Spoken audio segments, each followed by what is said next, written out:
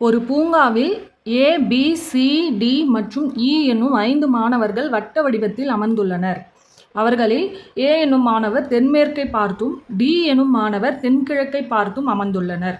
B மற்றும் இ என்னும் மாணவர்கள் ஏ மற்றும் டிக்கு நேரெதிராக உள்ளனர். மேலும் சி எனும் மாணவர் டி மற்றும் பிக்கு சமதொலைவில் இருப்பின், சி எனும் மாணவர் எத்திசையை நோக்கி இருப்பார். ஏ, பி, சி, டி, இ என்னும் 5 மாணவர்கள் ஒரு பூங்காவில் வட்ட வடிவில் அமர்ந்துட்டு இருக்காங்க. இதில் ஏ என்னும் மாணவர் தென்மேற்கை பார்த்து அமர்ந்துட்டு இருக்காரு. இங்கே ஏ என்ற மாணவர் எந்த திசையை நோக்கி அமர்ந்துட்டு இருக்காருன்னா தென்மேற்கு திசையை பார்த்த மாதிரி உட்காந்துட்டு இருக்காரு. அதுக்கடுத்து டி என்னும் மாணவர் தென்கிழக்கை பார்த்து அமர்ந்துட்டு இருக்காரு. டி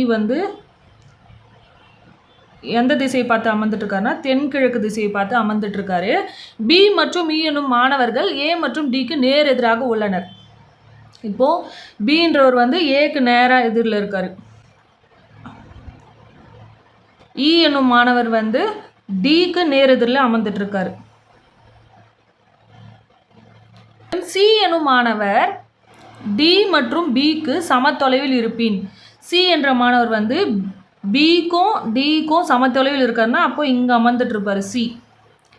அப்போ அவர் எந்த திசையை நோக்கி இருப்பார் அப்படின்னு கேட்குறாங்க. அப்போ அந்த சின்ற மாணவர் எந்த திசையை நோக்கி இருப்பார்னா ஈஸ்ட், இந்த திசையை நோக்கி அமர்ந்துட்டு இருப்பார். அப்போ ஆன்சர் ஆப்ஷன் டி, கிழக்கு.